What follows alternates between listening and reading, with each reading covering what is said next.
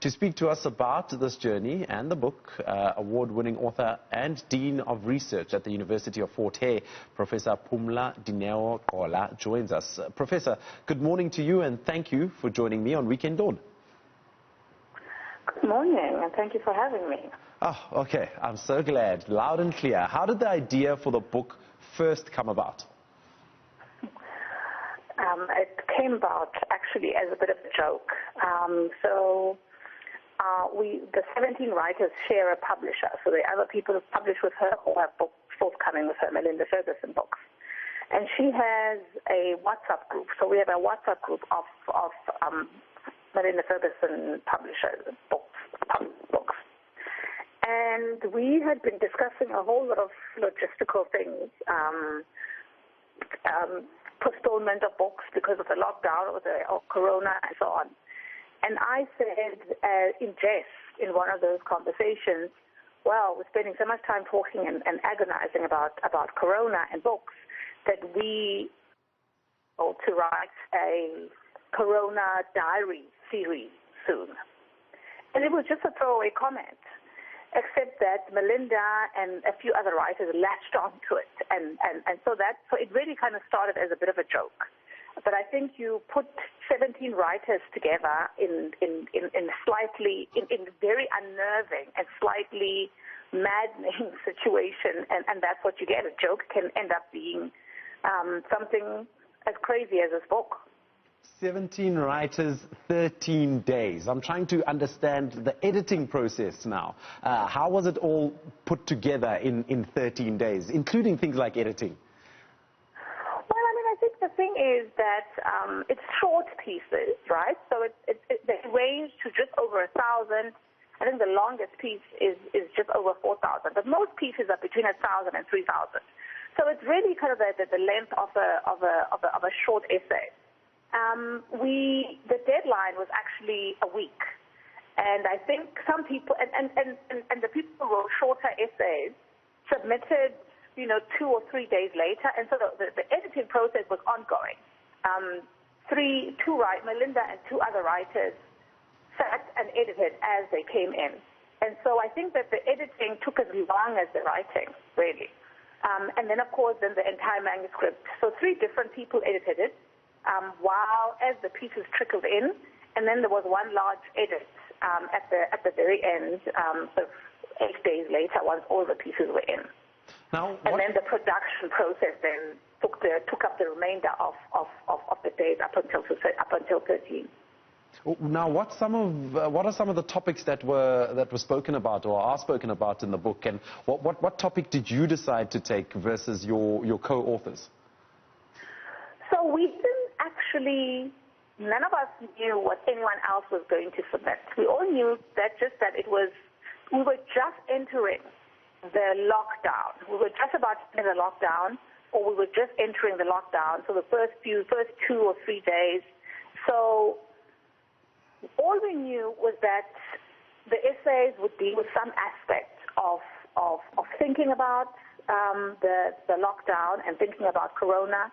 So the essays range from just anxiety about how they're going to take care. So, for example, Sarah Jane King she's just had a baby. She has a 4-month-old baby, is thinking about being a mom at the time of Corona and what if something happens to her, because she works in the media.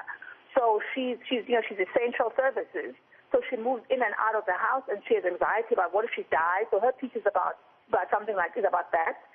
Then there are pieces that are about trying to kind of maintain control in a period that is incredibly anxiety invoking. So Dave Mueller writes a piece about trying to bake this cake when he's never baked a cake before. My piece is about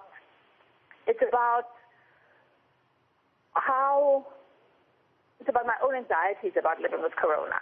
On the one hand, understanding that I probably am better insulated than, well, not probably, I'm definitely better insulated than many other South Africans. So thinking about myself in relation to the country locking down, thinking about my own anxiety about being able to keep my own family and my own loved ones safe, It's about being being a black middle class person and worrying about and just kind of watching the countdown and worrying about what is happening, not just to the world, but specifically to my country.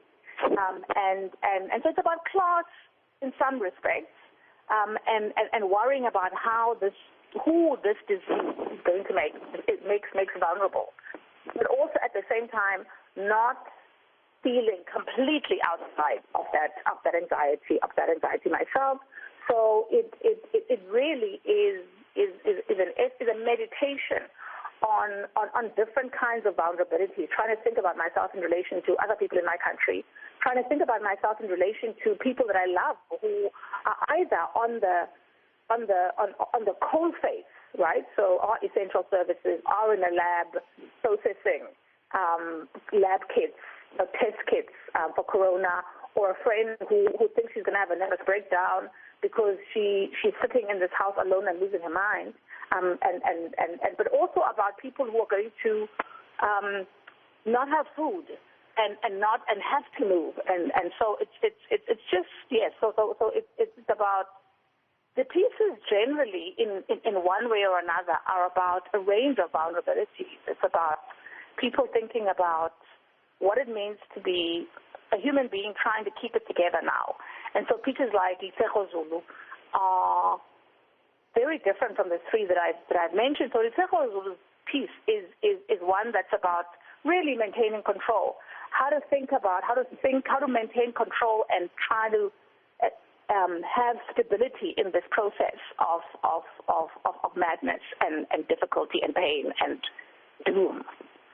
I've just talked about 4. There's 13 others that I haven't talked about. But it's a whole range of issues.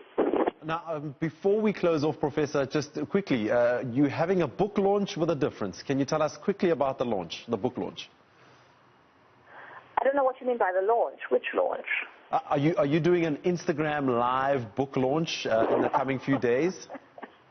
We're having, so Melinda Ferguson, the publisher and writer herself, is on her Instagram live is featuring a writer a day. So yesterday it was Lindy Weani, and I'm on tomorrow morning. So yes, one of each, a writer each for the next few days, for the next week, on her Instagram live. So I suppose it's a launch of sorts. Yes. It is a launch. This is us adapting to COVID-19. I wish we had more time, Professor. Thank you so much for chatting to us. Really appreciate it, and continue doing a stellar job. That was award-winning author of A Rape, A South African Nightmare, and Dean of Research at the University of Fort Hare, Professor Pumla Dineo Gqola.